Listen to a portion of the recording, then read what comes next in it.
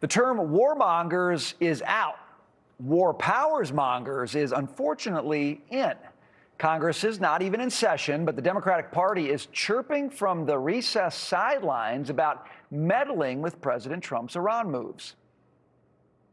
And congressional Democrats' umpteenth Iran war powers resolutions, well, apparently didn't butter their biscuits sufficiently. So now they're cooking up an Oman war powers resolution. Where does it end? After President Trump threatened to bomb the bejesus out of the country if it interfered with the deal.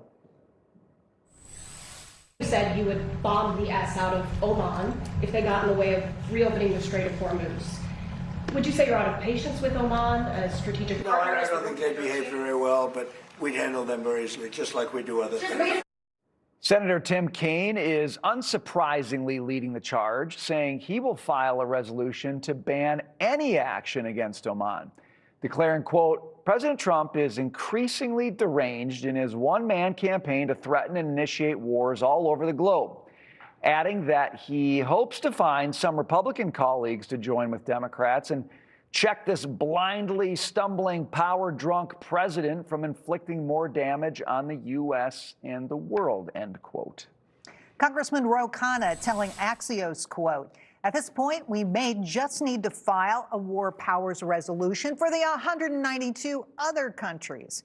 Meanwhile, Iran is amping up its military posture, a senior Iranian official telling Reuters that the regime is shifting to a fully offensive stance from here on out, just one day after the 60-day ceasefire expired. And another pause in fighting looks very much off the table.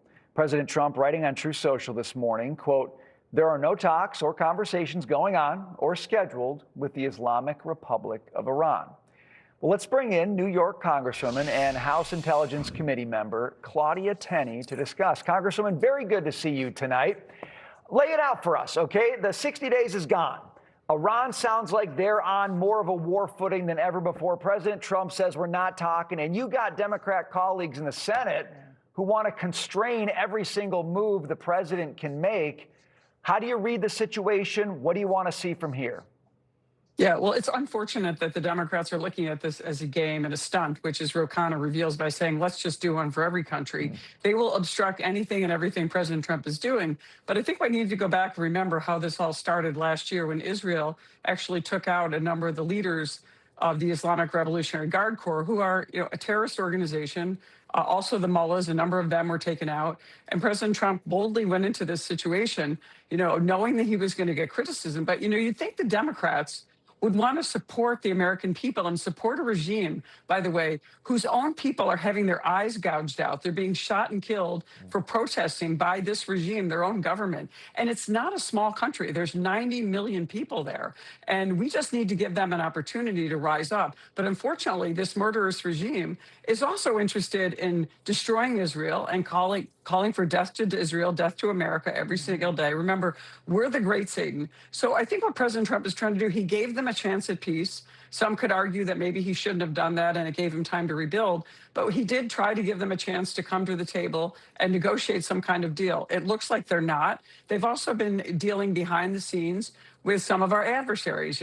China is probably involved, Russia may be involved, and also it looks like Oman is cooperating with Iran and not helping us open up the Strait of Hormuz, which, by the way, should be open. There's no reason that we should give Iran, A, a nuclear weapon, or B, the leverage to use the Strait of Hormuz as another point, to inflict pain and to continue their actual, funding of proxies, whether it's Hezbollah or it's Islamic Jihad or Hamas, and the continued, exploitation of the Palestinian plight, which is what they're using this for. So this is a complicated situation. I'm not in the room with them.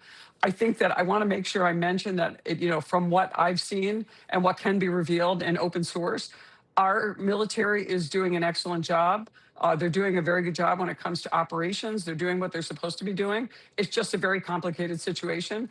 I hope the American people will be patient because we've been at this against this regime and this type of regime for almost 50 years. It's time to end this regime and give what was once a great country the opportunity to rebuild and become part of the world again and work with our allies and even bring together some people who aren't so much our allies, like Oman is proving to be, and bring them together for prosperity. I was really hoping to see a growth in the historic Abraham Accords that President Trump accomplished in his first term. Well, that would have been great. Congresswoman, let's talk just for a second about your colleagues, your Democratic colleagues here. They act like they're being kept out of the room on information for all of this, and yet the administration has held something like 30 meetings, debriefings, trying to inform them. They say Oman is one of our close allies. But aren't there are allies and there are allies, right? Tell us about their relationship with Oman and why it's so critical here. Right. They are not an ally like Israel is. They are not an ally like some of the other Middle Eastern countries, like particularly Saudi Arabia over the years. They are not an ally like so many of the other countries that have been helping us. It appears that they're obstructing our ability to have the Strait of Hormuz and facilitating the ability of Iran to use the Strait of Hormuz as a leverage point, which is what's causing, the clog through the Strait of Hormuz. They're not working, they're supporting Iran, or at least tacitly supporting Iran. They've shot two ballistic, not Oman, but Iran has shot ballistic missiles just over the past weekend. We should be getting 130 ships a day going through there, and we're only getting 30 over the weekend. This is why you're seeing that, this sort of tough price of oil right now. But I remind people, this is a really important international situation. And I do think that we've got to give it some time. I think the president has kind of had enough. The ceasefire and the nuclear agreement that was to be is over. It is time to go in and make the ROGC dust. These people are absolutely vicious. They will do anything and everything to destroy their own people and anyone that stands up to them. And I just hope that we give the Iranian people, the true diaspora all over the world, the people that have escaped there and the people within, an opportunity to rebuild this economy. It's really what the president wants to do. But unfortunately, it's not going to be, it's not going to be simple as we go into the next couple of months. Congresswoman, I just have about 30 seconds left, but I want to ask you, the president has seemed to lean more on economic tools instead of military tools lately. Is that the right approach, or do you want to see him shift back toward more military tools here? Look, the president has stated over and over, he does not want to hurt people. He doesn't want people to die. He wants to use the military option as a last resort. Secretary Bessent has imposed sanctions. We need to continue to impose those sanctions. Much of this leverage was lost during the Biden administration, also under President Obama, when they lifted sanctions and allowed Iran to get to where they are today. So we have a challenge against us, but economic sanctions are just one part of the puzzle, in my opinion. Congresswoman Claudia Tenney, great to see you as always. Thanks for joining us tonight. Good to see you.